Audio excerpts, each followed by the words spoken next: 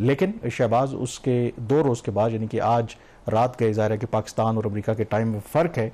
तो वो जो फैसला था जिसकी वो बात कर रहे थे, सिक्योरिटी और सलामती, वो पाकिस्तान की सिक्योरिटी और सलामती का तहफ़्फ़ुज़ क्या करेगा, बल्कि आप कह सकते हैं कि अंडरमाइन करने की कोशिश है। और स्टेट डिपार्टमेंट ने कम से कम 4 ऐसी कंपनियां, जिन 3 का ताल्लुक चीन से, 1 का बेलारूस से, उन पर इल्ज़ाम है कि वो सप्लायर्स हैं जो पाकिस्तान का ख़ास करके जो बैलिस्टिक मिसाइल प्रोग्राम है, और इन चारों कंपनियों के ऊपर उन्होंने पाबंदी आयद कर दी है। तो ये इंटरेस्टिंग है। किसी का मैं सुन भी रहा था, किसी ने मुझे मैसेज भी किया कि ये क्या दौरा मैयार है अमेरिका के। 2 रोज़ पहले कहते हैं कि जो पाकिस्तान की सिक्योरिटी और सलामती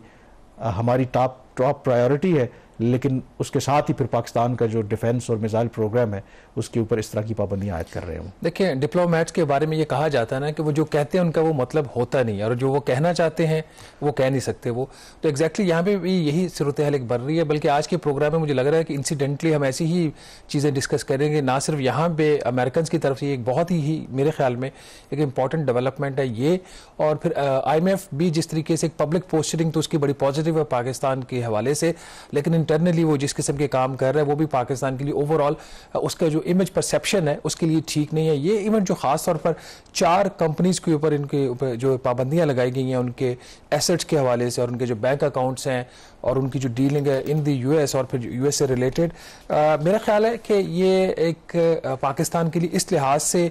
एक तशवीशनाक बात होनी चाहिए कि हुकूमत पाकिस्तान की गुज़श्ता कई सालों से यह कोशिश है कि हम किसी तरीके से वेस्ट के करीब हो जाएं, जो हमारा एक नॉन नेटो अलाई का स्टेटस है और उससे रिलेटेड जो बेनिफिट्स हैं वो हम अवेल कर सकें यहाँ पे। और आपने देखा कि ओवर पीरियड ऑफ टाइम चीन के साथ जो हमारे एक फॉरेन पॉलिसी से रिलेटेड रिलेशन थे, खासतौर पर जो इकोनॉमिक रिलेशन थे, उसमें कुछ तब्दीलियाँ भी आई, और कहा यह जाता कि जो तब्दीलियां थी वो इसी कॉन्टेक्स्ट में थी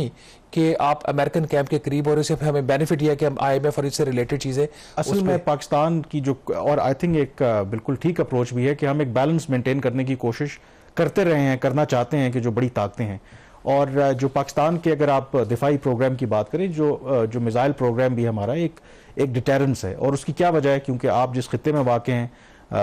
भारत के साथ आपको पता है कि हॉस्टिलिटी है, और पाकिस्तान के लिए हैरान कुन नहीं भी है ये फैसला अमेरिका का, लेकिन थोड़ा सा ताज्जुब की ये बात भी ज़रूर है कि अमेरिका एक ऐसे मौके के ऊपर पाकिस्तान से ये तवक्को करता है कि हम अपना जो दिफाई निज़ाम है उसके ऊपर कॉम्प्रोमाइज़ करेंगे, जब अमेरिका खुद भारत को जिस तरीके की आई थिंक असिस्टेंस दे रहा है, क्योंकि उनका टारगेट चीन को काउंटर करना है, लेकिन भारत के पाकिस्तान के साथ ताल्लुकात भी आपको पता है ख़राब हैं। तो जो भी भारत की दिफाई सलाहियत बेहतर होगी तो उसका अल्टीमेटली जो नुकसान पाकिस्तान को भी हो सकता है। तो पाकिस्तान को अपना एक मिनिमम जो क्रेडिबल डिटेरेंस है उसको मेंटेन करने के लिए उसका जो मिसाइल प्रोग्राम है या न्यूक्लियर प्रोग्राम है उस पर तो उन्होंने काम करना है, उस पर तो नहीं रोक सकते। तो फर्दर डिस्कस करने से पहले आई थिंक इस जो फैक्ट शीट भी जारी की है स्टेट डिपार्टमेंट ने, उसकी क्या इम्प्लीकेशंस हैं, और जो 4 कंपनीज हैं उन पर इल्ज़ाम है क्या। 4 जो कंपनीज हैं, इल्ज़ाम जो उन्होंने, एक तो सबसे पहले जो अमेरिका ने तौजीह पेश की है, जो स्टेट डिपार्टमेंट की तरफ से स्टेटमेंट आया कि ये जो उनका फैसला है 4 इन कंपनीज के ऊपर पाबंदियां या सैंक्शंस लगाने का, इसका बुनियादी मकसद जो वेपन्स ऑफ मैस डिस्ट्रक्शन है उसके फैलाव को रोकना है। तो यानी कि उनका ख्याल है कि पाकिस्तान जो भी बैलिस्टिक मिसाइल है या मिसाइल प्रोग्राम है वो वेपन्स ऑफ मैस डिस्ट्रक्शन है, और उसके लिए जो 4 कंपनीज को आइडेंटिफाई किया गया, एक कंपनी जिसका बेलारूस, और बेलारूस भी इंटरेस्टिंग, आपको पता है कि एक तरफ चीन है, बेलारूस और रशिया जो है आपको पता है कि बड़े आपस में क्लोज इत्तेहादी हैं। तो कहीं ना कहीं जो अमेरिका है वो एक तीर से कई शिकार कर रहा है, एक तरफ पाकिस्तान को निशाना बना रहा है, दूसरा तरफ चीन, और तीसरा फिर आप कह सकते हैं कि इनडायरेक्टली रशिया को भी टारगेट कर रहा है। तो जो इल्ज़ाम है, मसलन एक बेलारूस बेस्ड कंपनी है मिन्स्क व्हीकल ट्रैक्टर प्लांट, तो इस पर यह इल्ज़ाम है कि ये सप्लाई करते हैं special vehicle chassis to Pakistan long range ballistic missile program. और जो इस स्टेट डिपार्टमेंट का जो स्टेटमेंट है उसमें वो ये कह रहे हैं कि जो सच चेसीज हैं are used as launch support equipment for ballistic missiles by Pakistan's National Development Complex, which is responsible for the development of Missile Technology Control Regime Category 1 ballistic missiles. फिर दूसरा वो आगे जिक्र कर रहे हैं, चाइना की कंपनी है और चाइना बेस्ड है, उसको long age technology development company limited, और उस पर इल्ज़ाम ये है कि उन्होंने सप्लाई किए missile related equipment including filament winding machine to Pakistan's long-range ballistic missile program that, according to US, VSS was destined for NDC, or filament winding machines can be used to produce rocket motor cases. फिर आगे चल के further एक और company का नाम ले रहे हैं, वो creative source international trade company limited, China based है, और इन पर ये इल्ज़ाम है कि ये भी अगेन जो मिसाइल रिलेटेड इक्विपमेंट पाकिस्तान को सप्लाई कर रहे हैं, और उसमें खास करके जिक्र किया गया है कि एक है stir welding equipment which the US believes can be used to manufacture propellant tanks used in space launch vehicles. फिर आखिर में एक और कंपनी है ग्रैंड पैक्ट कंपनी लिमिटेड, और अगेन इस पर भी इल्ज़ाम है कि ये भी पाकिस्तान का जो मिसाइल प्रोग्राम है बल्कि स्पार्को के साथ ये काम कर रहे हैं और उनको इक्विपमेंट सप्लाई कर रहे हैं for large diameter rocket motors. और इन एडिशन ग्रैंड पैक्ट को limited also work to supply equipment for testing large diameter rocket motors to Pakistan's NDC. तो ये इन पर इल्ज़ाम है, और इसकी implications क्या हैं कि जो इसमें कहा गया है कि जो तमाम इस तरह की जो कंपनीज हैं, अगर अमेरिका में उनकी प्रेजेंस मौजूद है, अगर वहाँ पर अमेरिका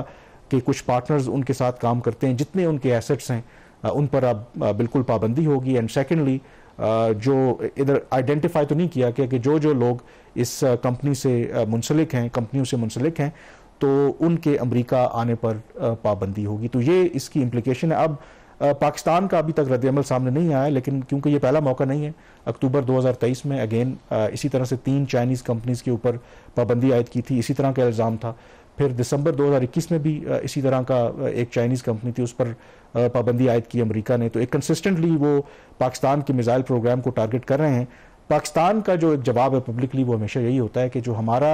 ये जो मिसाइल प्रोग्राम है ये इंडिजिनस है, यानी कि लोकली बेस्ड है, और हम इस तरीके से बाहर की दुनिया पे रिलाई नहीं कर रहे. बट ऑब्वियसली ये हमारी एक पब्लिक स्टेटमेंट है. Fact of the matter is कि पाकिस्तान का वो न्यूक्लियर प्रोग्राम हो या पाकिस्तान का मिसाइल प्रोग्राम हो, उसमें ऑफकोर्स चाइना के साथ हमारी बड़ी क्लोज कोऑपरेशन है. वो अलग बात है कि हम पब्लिकली उसको एडमिट नहीं करते. देखिए कामरान, ये जो अमेरिकन अपोजिशन है टू पाकिस्तान लॉन्ग रेंज जो मिसाइल सिस्टम है, ये कोई नई बात नहीं है. ये लेट 90s में अर्ली 2000 में भी इसके ऊपर काफ़ी इस किस्म के जब ये हमने डेवलप करना शुरू किया था तो अमेरिकन की तरफ से ऑन एंड ऑफ दबाव आता रहा. ख़ास तौर पर एक मूव चली थी, मुझे मेरी कुछ ज़राए से बात हुई थी, 2011-12 में भी पाकिस्तान के ऊपर काफ़ी ज़्यादा दबाव आ गया था. लास्ट जो IMF का प्रोग्राम था जो नाकाम रहा था, आपको याद है उस वक्त के जो वज़ीर ख़जाना थे, जो आज के वज़ीर ख़ारजा हैं इस्हाक़ डार साहब, वो पब्लिकली ये बात कह चुके हैं कि पाकिस्तान के ऊपर एक दबाव आ रहा है न्यूक्लियर प्रोग्राम के हवाले से. और उन्होंने किसी मुल्क का पब्लिकली तो नाम नहीं लिया था, लेकिन मेरे ज़राए बताते हैं कि इस स्टेटमेंट के बाद जो अमेरिकन एम्बेसडर अभी भी वही हैं, वो जाके फिर डार साहब से मिले थे. उनका इससे जो इंप्रेशन जा रहा है कि अमेरिकन पाकिस्तान को इस हवाले से कोई प्रेशराइज कर रहे हैं. जो अमेरिकन का जिसमें सबसे बड़ा if I am not mistaken, जो शाहीन 3 हमारा मिसाइल है जिसकी जो रेंज है मोर देन 2500 किलोमीटर है, और अमेरिकन का ये शायद ख्याल है कि इसकी रेंज इतनी है या इतनी बढ़ाई जा सकती है फर्दर कि ये इसराइल तक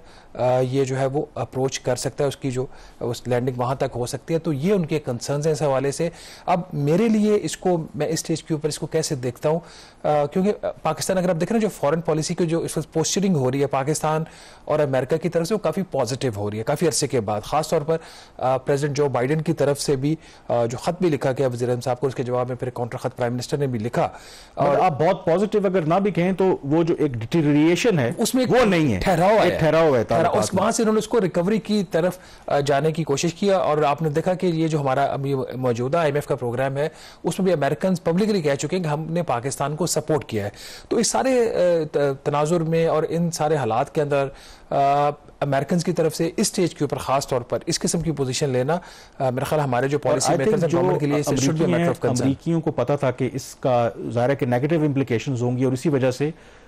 इस फैसले को अनाउंस करने से पहले उन्होंने अमरीकी सफ़ीर को भेजा और अश्योर करने के लिए जो स्टेटमेंट भी है, बड़ी आई थिंक टेलिंग स्टेटमेंट है कि जो पाकिस्तान की सिक्योरिटी और सलामती है वो अमेरिका की प्रायोरिटी है. तो क्या अमेरिका पाकिस्तान को ये ज़मानत देगा कि अगर हमारी सबसे ज़्यादा लड़ाई तो